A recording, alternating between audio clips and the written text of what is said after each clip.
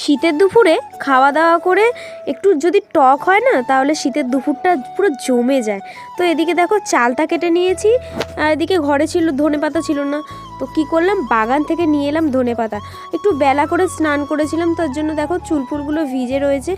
আর এদিকে দেখো ধনেপাতা গাছগুলো কিন্তু ছোট ছোট বেরিয়ে গেছে।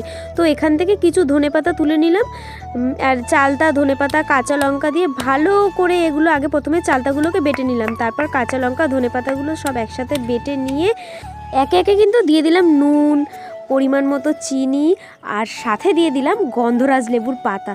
দেখো কি সুন্দর হয়েছে না ডেকোরেশনটা,